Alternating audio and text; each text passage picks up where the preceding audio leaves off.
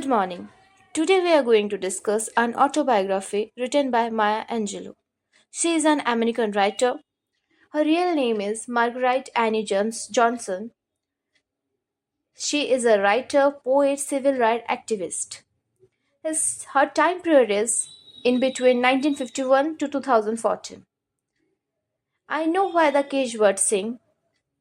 In this autobiography, Angelo publicly discussed the aspect of her personal life. Basically, उनके life में 3 साल से 17 साल के अंदर जो जो सब चीज़ हुआ है वो इन ऑटोबायोग्राफी में लिखे हैं. जैसे कि इसमें क्या क्या चीज़ दिखाया जाता है कि बचपन में क्या क्या ट्रॉमा मिला है, क्या क्या इनजस्टिस उनके साथ हुआ है. और ये दोनों पोएम में, ये दोनों सॉरी ऑटोबायोग्राफी में हम बेसिकली वही देखने वाले हैं आज. तो बिना कोई देर किए हुए स्टार्ट करते हैं. वैसे और एक चीज़ में इम्पॉर्टेंट है कि ये जो इसका जो टाइटल है, ऑटोबायोग्राफी का जो टाइटल है, वो एक पोएम है सिंपैथी, जो 1899 में लिखे थे पॉल लॉरेंस डनबर. उनके पोएम से लिया गया है. ठीक है, तो अब हम लाइन बाय लाइन पढ़ेंगे और समझेंगे कि इस ऑटोबायोग्राफी में चैप्टर 15 में हमारे जो पोएट है माया एंजेलो क्या कहना चाहती है.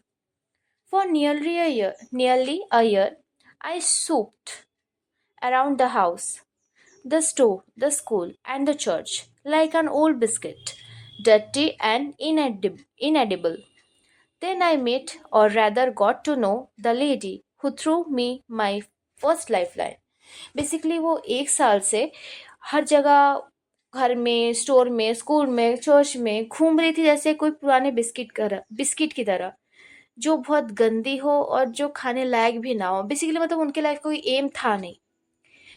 तब उन्हें पता चला एक लेडी के बारे में जिन्होंने उनकी लाइफ में फर्स्ट लाइफ लाइन दी, मतलब जीने का उद्देश्य दिया उनको. तो वो कौन है? Mrs Bertha flower. तो हम बेसिकली थोड़ा सा जान लेते हैं उनके बारे में कि वो एक एस्टोकेट लेडी है, बट वो इन्हीं की कम्युनिटी से बेस्ड है, मतलब इन्हीं कम्युनिटी से है वो औरत.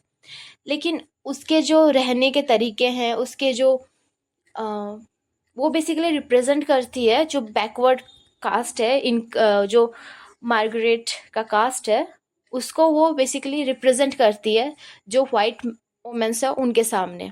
वो एक करारा जवाब है इनका वाइट लोगों के विरुद्ध. ठीक है, तो जो मिसेस बर्था फ्लावर है वो एक एस्ट्रिकेट है. और ब्लैक स्टम मीन्स जो अमेरिकन टाउन में जो काले लोग हैं, ये बेसिकली जो मार्गरेट है वो बहुत काली है. ठीक है, तो फिर उन लोग जैसे कि उस टाइम रेसिज्म बहुत किया जाता था कि जो वाइट है वो लोग ब्लैक लोग को बहुत खराब नज़र से देखते थे.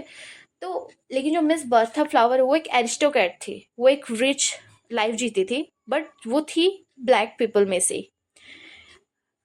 She had the grace of control to appear warm in the coldest weather. And on the Arkansas summer days, it seemed she had a private breeze which swirled around, cooling her.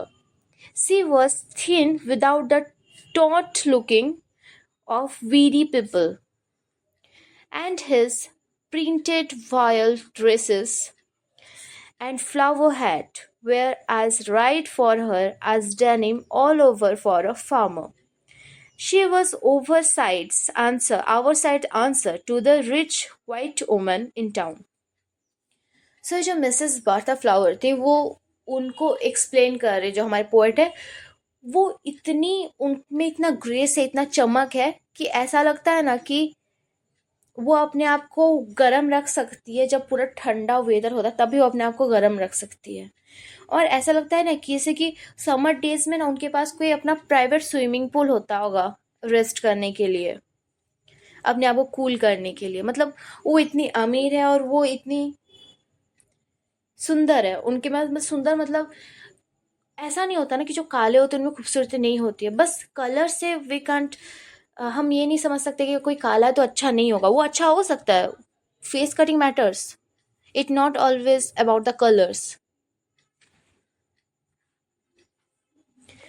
सो ये जो Mrs Bertha flower है वो पतली सी है, but उसमें ना वो taught look नहीं है. जैसे कि जो गरीब होते हैं जिनको खाना नहीं मिलता, उनमें क्या होता है कि देख के गरीबी का उनमें झलक दिखता है।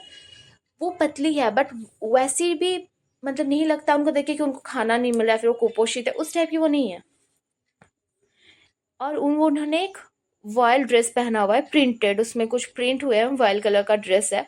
और उनका एक फ्लावर जो हैट है उसमें फ्लावर बने हुए हैं, और वो उन पे एग्जैक्टली वैसे ही फिट हो रहे हैं, और उन्हें उन पे वो इतने परफेक्ट लग रहे हैं जैसे जो डेनिम होते हैं वो फार्मर पे लगते हैं।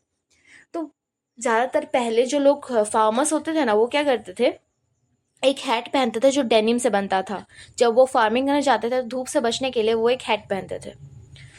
तो वो जैसे फार्मर्स पे सूट करता है, वैसे ये जो वो हैट पहनी है और ये जो ड्रेस है, वो मिसेस बर्था फ्लावर पे परफेक्टली सूट कर रहा है।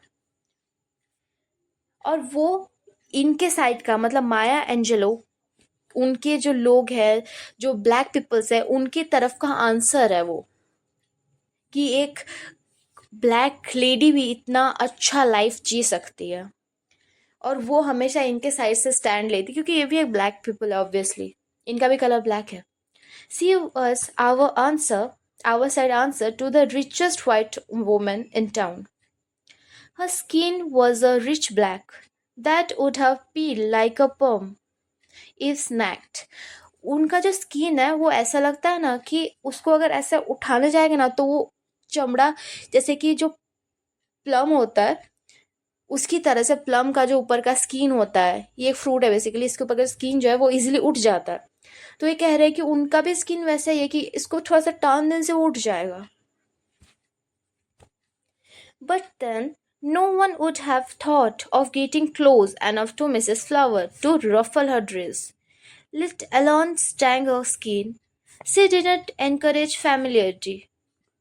Familiarity. Familiarity. She were close to. बोलते उनके स्किन को अगर थोड़ा सा टाना जाए तो उनका स्किन पिल होके निकल जाएगा। बट किसी का हिम्मत नहीं है कि वो उनके उतने क्लोज जा सके, उनका स्किन उठाए। वो फैमिलियरिटी मतलब लोगों से हाथ मिलाना या फिर लोगों को थोड़ा ज़्यादा क्लोज जाकर उनसे बात करने से वो पसंद नहीं करती है। और वो हाथ में ग्लोव्स भी पहनती है, सो बेसिकली वो किसी अपने आप को किसी को टच नहीं करने देती है। वो जो लोग फ्रैंक हो जाते हैं लोगों से थोड़ा ज़्यादा क्लोज होकर बातचीत करते हैं, वो सब उन्हें नहीं पसंद है।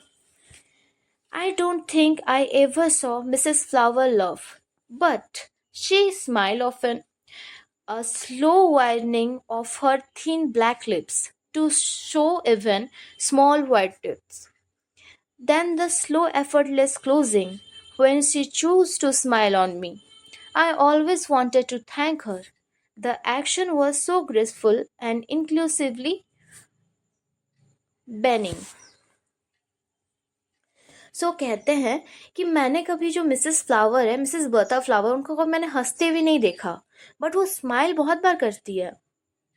उनका मैंने उन्होंने ऑब्जर्व किया है, जो माया एंजेलो है, यहाँ पे जो मार्गरेट है, बेसिकली यहाँ पे जो बात करी है वो मार्गरेट कर रही है। और मतलब माया एंजेलो कोई, वो माया एंजेलो का छोटे टाइम को बात बता रही है, और यहाँ पे स्टोरी में जो कैरेक्टर है उनका नाम है मार्गरेट। तो फिर वो कहता है कि मैंने उनको ऑब्जर्व किया है कि जब वो हंसती है ना, तो एक स्लोली हल्के से उनका जो उनके जो थिन लिप्स है वो थोड़े से वाइड होते हैं, और फिर उनका हल्का सा स्मॉल उनके जो वाइट टीथ है वो दिखते हैं, और फिर वो स्लोली एफर्टलेसली अपने मुंह को बंद कर लेती है। When she choose to smile on me, जब वो मुझ चूज करते मतलब जब वो मेरी बातों पे हंसती है, मुझे मन करता है मैं उन्हें थैंक्स करूं, उसे धन्यवाद करूं उसके लिए। वो इतना उस मार्गरेट को इतना ग्रेसफुल लगता है ये वाला चीज़, जब वो उस पर स्माइल करती है, उसकी किसी बात से वो स्माइल करती है। She was one of the few gentlewomen I have ever known, and has remained throughout my life the measure of what a human being can be. वो कहती है कि वो उन कुछ औरतों में से हैं जिन्हें वो अपने लाइफ में एडमायर करती है, मानती है, और इन्हें वो लाइफ में कभी नहीं भूलेगी। और वो बेसिकली एक वो औरतें जिनको वो देखी है, वो बेसिकली उसके लिए वो है जो हर इंसान को बनना चाहिए, कि ऐसी औरतें भी होती है। वो उस टाइप की है, वो अपने पैरों पे खड़ी है, वो अपने हिसाब से अपना लाइफ जी रही है, और इस टाइप की औरतें बहुत कम ही देखी है Margaret. Mamma has a strange relationship with her. So पहली बात जो यहाँ क्लेरिफाई करने वाली है वो ये है कि जो मम्मा है वो उसकी ग्रैंड मदर है, ठीक है। ओके, एक लाइन रह गया था। She was one of the few gentleman I have ever new and has remind through out my life the measure of what a human being can be. Mama has a strange relationship with her. Most often, when she passed on the road in front of the store, she spoke to Mama in that soft yet caring voice. Good day, Mrs. Henderson. Mama responded with, How are you, Sister Flower? Basically, जो Mrs Bertha flower है, वो जब भी road से cross करती है तो उसकी ग्रैंड मदर का शॉप वहीं पे पड़ता है। वो अपनी ग्रैंड मदर के साथ रहती है, वो और उसका भाई, ठीक है। तो वो अपने ग्रैंड मदर के साथ रहती है, तो वहाँ से जब भी वो जो फ्लावर है मिसेस फ्लावर जब भी क्रॉस करती है तो वो बात करती है। उनका और जो मार्गरेट की ग्रैंड मदर है, उन लोगों का कुछ एक स्ट्रेंज रिलेशन है। कैसे स्ट्रेंज रिलेशन है? वो जब भी क्रॉस करते तो वो स्टोर पे क्या बोलते हैं, शिप, जब भी वो रोड से क्रॉस होती है तो वो स्टोर पे देखती है और वो बात करती है। बहुत सॉफ्ट और केयरिंग वॉइस में वो बात करते हैं कि कैसी हो मिसेस हैंडरसन। ये मिसेस हैंडरसन जो है वो मार्गरेट की ग्रैंड माँ है। तो उसकी जो मम्मा है मीन्स ग्रैंड माँ, वो रेस्पॉन्ड करती है कि हाउ यू सिस्टर फ्लावर, मतलब तुम कैसी हो सिस्टर फ्लावर। तो Mrs Flower didn't belong to our church. तो यहाँ पे मर्राट बोलती है कि जो मिसेस फ्लावर है वो तो हमारी चर्च की नहीं है, ना ही वो मम्मा की कोई फैमिलियर है, मतलब वो मम्मा से इतनी क्लोज है, दोस्त है उनकी। क्यों मेरी मम्मा को, मतलब मेरी ग्रैंड माँ को, क्यों उनको वो मिसेस फ्लावर को सिस्टर बोलती है, सिस्टर फ्लावर। मुझे इतना शर्म आता है, मन करता है अपना मुंह छुपा लूं मैं। जो मिसेस फ्लावर है वो डिजर्व करती है ज़्यादा सिस्टर कहलाने से, ज़्यादा वो डिजर्व करती है। और ऊपर से मम्मा वो जो वर्ब है उसको भी हटा देती है, वो भी हाउ यू बोली, जैसे उसकी मम्मी जो ये थी उनकी ग्रैंड माँ, वो बोलती है हाउ यू सिस्टर फ्लावर। तो बोलती है कि वो ऐसा क्यों पूछी, मम्मा वर्ब को हटा देती है, क्यों नहीं पूछती है how are you Mrs Flower. जब मैं यंग थी ना, जब मेरा अनबैलेंस पैशन था यंग, जब मैं यंग थी, तो मैं बहुत नफरत करती थी कि अपनी ग्रैंड माँ को कि क्यों क्यों इतना इग्नोरेंस दिखाती है मिसेस फ्लावर के लिए, वो क्यों उनसे रिस्पेक्ट दे के अच्छे से बात नहीं करती। मुझे कई सालों तक तो ये समझ में नहीं आया कि वो दोनों सिस्टर है, दे वर लाइक आ सिस्टर। वो लोग बस, वो जो मिसेस फ्लावर थी उसके पास एडुकेशन था और मेरी मम्मा, मेरी ग्रैंड माँ के पास एडुकेशन नहीं था। उसके अलावा वो दोनों तो, क्योंकि पढ़ाई इज़ नॉट एवरीथिंग, नॉलेज बहुत जगह से मिलता है, जिसने पढ़ाई नहीं की उसके पास भी नॉलेज है। सो इसलिए उसको वो चीज़ समझ में नहीं आता, उसको लगता था यार वो क्यों मेरी ग्रैंड माँ ऐसा बोलती है उनको। बट जब बहुत साल बाद जब ये लिख रहे हैं तब उन्हें रियलाइज़ हो रहा है कि हाँ, मेरी ग्रैंड माँ इसलिए बोलती थी क्योंकि उन लोग बस फॉर्मल एजुकेशन से अलग थी, बस उन लोग के पास एक पास फॉर्मल एजुकेशन था तो एक के पास नहीं था, बट इन ह्यूमैनिटी के अकॉर्डिंग उन लोग सब वो दोनों सिस्टर थी। Mrs Flower doesn't belong to our church, nor was she Mama's familiar. Why on earth did she insist on calling her Sister Flower? Shame made me want to hide my face. Mrs. Flower deserved better than to be called sister. Then Mamma left out the verb. Why not ask, How are you, Mrs. Flower? With the unbalanced passion of the young, I hate her for showing her ignorance to Mrs. Flower. It didn't occur to me for many years that they are like us sisters, separated only by formal education. Although I was upset, neither of the women was in the least shaken by what I thought an unceremonious greeting. Mrs. Flower would continue her easy gait up to the hill to her little bungalow, and Mamma keep on selling peas or doing whatever has brought her to the front porch. मैं तो बहुत ज़्यादा insulted feel कर रही थी, मैं upset थी। But दोनों में से कोई भी थोड़ा सा भी इस बात से डिस्टर्ब नहीं था, ना मम्मा थी और ना ही मिसेस फ्लावर थी। उन लोग अच्छे से बात की, और मुझे जो चीज़ लग रहा था कि ये इनफॉर्मल ग्रीट कर रही है, बट रियल में जो मिसेस फ्लावर है उनको वो चीज़ कुछ खराब लगा ही नहीं। वो मिसेस फ्लावर कंटिन्यू जैसे वो करती थी ग्रीट, वो वैसे ही ग्रीट की, फिर मम्मा को मीन्स ग्रैंड मदर से वैसी बात की, और उसके बाद वो अपना चली गई अपने बंगलों में वापस। और जो मेरी मम्मा थी, मेरी ग्रैंड माँ थी, वो जो फ्रंट रूम है, घर का जो पहला रूम है, वहाँ बैठ के मटर या फिर कुछ जो अपना काम कर रही थी वो कंटिन्यू की। अब वो कहती है, occasionally though, Mrs. Flower would drift off the road and down to the store, and Mamma would say to me, Sister, you go on and play. As I left, I would hear the beginning of the intimate conversation, Mamma persistently using the wrong verb or none at all. Occasionally, जब जो Mrs flower है वो road से उतरती थी और store पे आती थी, तो जो उसकी ग्रैंडमा है मार्गरेट की, वो उनको बोलती थी कि आप जाओ और खेलो। और वो जब मार्गरेट वहाँ से जाने लगती थी, तो वो नोटिस करती थी कि वो जो उन लोग का बिगिनिंग जो कन्वर्सेशन, मतलब कन्वर्सेशन जो स्टार्ट हुआ रहता था ना, तो स्टार्टिंग में कुछ बात वो सुनती थी, जो उसकी ग्रैंडमा है वो हर बार गलत वर्ब का यूज करती थी। जैसे कि वो बताती है, brother and sister Wilcox is solely the minister. Is mamma, is, ये सेंटेंस को पकड़ के बोलती है कि आपने यहाँ पे इज कहा है, क्योंकि यहाँ पे ब्रदर एंड सिस्टर दो चीज हो जा रहा है, तो वहाँ पे आर होना चाहिए, तो वहाँ पे वो इज बोलती है। तो बोलती है, is mamma, is, oh please, not is mamma, for two और मोर थिंग्स, दो और ज्यादा चीज के लिए इज नहीं बोलते। But they talk, and from the side of the building where I waiting for the ground to open up and swallow me. But उन लोग तो बात कर रहे होते हैं, और मैं जहाँ पे वेट कर रही होती हूँ, मतलब वो जहाँ से मर रहा है, जहाँ से सुन रही होती है सब बात दोनों का, वो सोचती है वहाँ का धरती खुल जाता और वहाँ पे धस क्यों नहीं जाती, धरती खुल जाता और वो उसमें समा जाती। इसे बहुत बुरा लगता था। I heard the soft voice, Mrs. Flower, and the texture voice of my grandmother. और वो दोनों का वॉइस सुनती थी कि एक का सॉफ्ट है तो एक का टेक्सचर वॉइस है, और वो दोनों मर्ज हो जाता था। जब वो बात करते थे तो दोनों साउंड मिक्स हो जाता था, तो मर्ज हो जाता था, merging and melting. They were interrupted from time to time by giggles that must have come from Mrs. Flower. तो बेसिकली वो बोले कि टाइम टू टाइम जो मिसेस फ्लावर है वो गिगल्स भी करती थी, ठीक है, क्योंकि मम्मा वो कभी गिगल नहीं की है। Giggle means,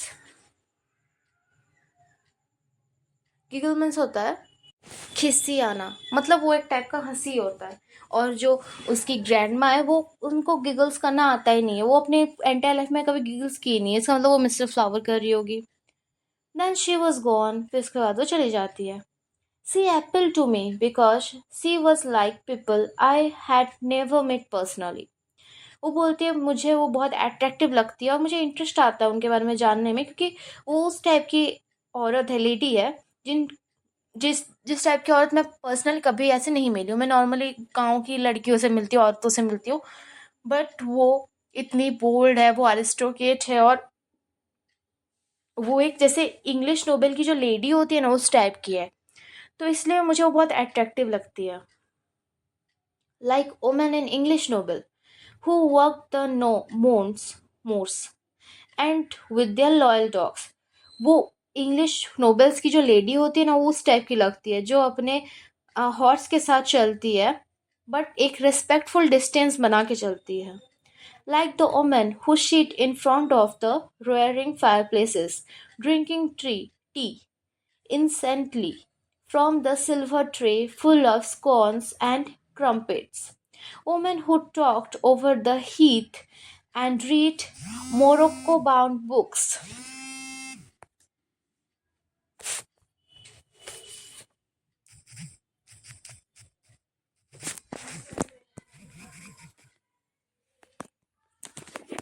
Sorry for that. So she is like a she is like a woman who read Morocco bound books and had two last names divided by a hyphen. It would be safe to say that she made me proud to be a Negro just by being herself. So वो बहुत attractive लगती है, और वो उससे कभी personally उस type कभी औरत से मिली भी नहीं होती है। वो किसी इंग्लिश नोबल की लेडी टाइप्स लगती है, जो कि अपने डॉग के साथ भी एक रिस्पेक्टफुल डिस्टेंस बना के चलती है। ऐसी औरत जो फायर प्लेस जहाँ पे आग जल रहा होता है, जो एक घर में एक प्लेस नहीं होता जहाँ पे चिमनी रहता है, आग जलाने जाता है, वहाँ जो लोग बैठ के चाय पीती है और सिल्वर ट्रे में सिंपल केक्स और जो बेसिकली बटर लगा के बिस्किट्स होते हैं, उस टाइप के जो चीज़ रखे रहते हैं वो सब उन लोग खाते हैं, मतलब अमीर रईस टाइप की। और जिनके नाम में उनके क्या बोलते हैं, उनके टू लास्ट नेम्स होते हैं, जिनको हाई पेन से डिवाइड किया होता है। और वो मतलब उनके रईसी और उनके लाइफस्टाइल को देख के मार्गराइट को लगता है कि वो मतलब वो प्राउड होती है कि मैं एक निग्रो हूँ। निग्रो को बेसिकली लोग खराब नजर से देखते हैं ना, क्योंकि उन लोग ज़्यादातर वो ब्लैक होता है, निग्रो ब्लैक ही होता है, तो इसी वजह से उन्हें निग्रो कहा जाता है। लेकिन जब ये देखती हैं कि मिसेस फ्लावर इतने रईसी से ऐसा जैसे वाइट पीपल लोग रहते हैं वैसे जब देखती है कि उनका भी लाइफस्टाइल वैसा है, तो उसे प्राउड होता है कि अच्छा है मैं निग्रो हूँ। क्योंकि वो जो मिसेस फ्लावर है वो अपने जैसे मतलब कैसे बोला, जस्ट बाय बीइंग हरसेल्फ वो कभी वाइट मैन जैसा बनना नहीं चाहती। वो जैसी है वो अपने आप को वैसी ही पसंद करती है, और ये चीज़ मार्गरेट को बहुत अच्छा लगता है। She acted just as refined as white folk in the movie and book, and she was more beautiful, but none of them could have come near the warm color without looking brave by compassion. वो acting ऐसा करती है जैसे कि वो कोई white people हो, basically white people को ज़्यादा अच्छा, ज़्यादा बेटर माना जाता है, तो वो कहती है कि वो जब एक्ट करती ना, एक्टिंग करती है तो इतना रिफाइन करती है जैसे कि वो कोई वाइट पीपल हो। जैसे जो वाइट मैन है उन लोग मूवीज़ और बुक्स में जैसे एक्टिंग करते हैं, वो भी वैसे ही एक्ट करती है। और वो जो वाइट लोग हैं उनसे ज़्यादा ब्यूटीफुल है।